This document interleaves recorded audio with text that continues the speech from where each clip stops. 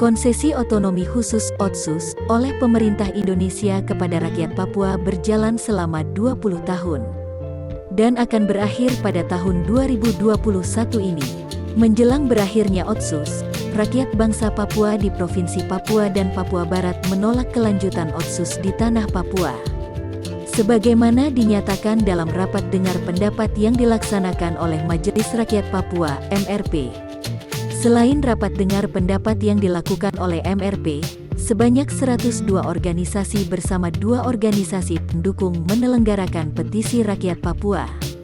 Tujuan dari petisi adalah menolak pembelakuan otonomi khusus jilid 2 dan menuntut hak penentuan nasib sendiri atau referendum bagi bangsa Papua.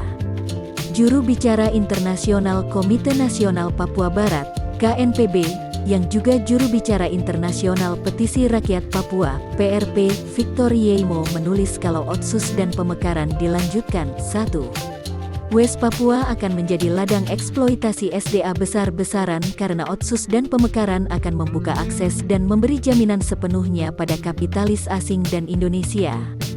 Akibatnya, masyarakat adat tergusur, termarginal, terasing di atas negerinya sendiri.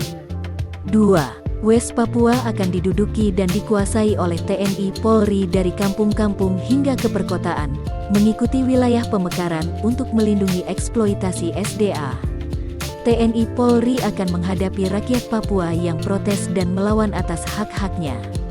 3. Akan ada migrasi pendatang besar-besaran secara masif menduduki semua wilayah-wilayah pemekaran.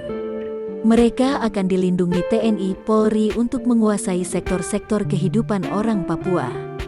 Warga pendatang, para kapitalis, dan militer yang akan memiliki hak atas tanah air dan SDA di West Papua. 4. Orang Papua akan disedot masuk mengisi birokrasi kolonial di wilayah-wilayah administrasi baru, lalu dibius dalam uang Otsus dan pemekaran sehingga melumpuhkan kesadaran pada penindasan dan perjuangan. Disinilah kemenangan dan kejayaan kolonialisme dan kapitalisme terjadi. 5. Setelah orang Papua termarginal di segala sisi, kedudukan politik, gubernur, bupati, wali kota, DPRP, DPRD, dan segala unsur kepemimpinan, sudah pasti dimiliki oleh para pendatang yang akan dilindungi BIN dan TNI Polri. Karena demokrasi akan dimiliki oleh mayoritas pendatang, kapitalis yang dibantu TNI Polri. 6.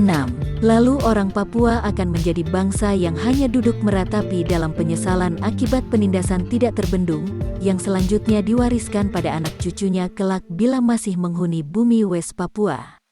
Orang Papua yang tersisa akan dipecah belah dan diadu domba dalam konflik-konflik horizontal. 7. Situasi ini juga akan dialami oleh segelintir oportunis orang Papua yang saat ini getol mendukung Otsus dan pemekaran di Jakarta. Mereka oportunis ini jugalah yang akan menanggung segala penderitaan yang sedang dan akan terjadi bila Otsus dan pemekaran dilanjutkan. Kalau rakyat Papua menentukan nasib sendiri, 1. Maka akar konflik West Papua versus Indonesia akan teratasi, sehingga kejahatan di bawah kolonialisme, kapitalisme dan militerisme akan berhenti.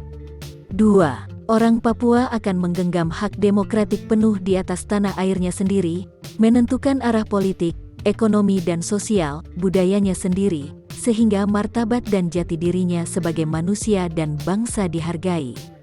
3. Kemerdekaan politik akan menjamin orang Papua untuk berkembang membangun dirinya, memproteksi tanah air, hutan dan segala isinya dari eksploitasi kapitalis imperialis, sehingga West Papua tetap menjadi rumah bagi seluruh makhluk hidup yang mendiaminya, dan tetap menjadi paru-paru bumi. 4. Maka cita-cita pembebasan nasional yang demokratis secara politik, sejahtera secara ekonomi, setara dan adil secara sosial, dan budaya partisipatif yang ilmiah dan kontekstual dapat dicapai, menciptakan West Papua dan dunia tanpa kelas penindas dan tertindas, dengan semangat One People, One Soul, One Destiny. Pilihan perjuangan Anda hari ini menentukan nasib masa depan Anda, keluarga, suku dan bangsamu.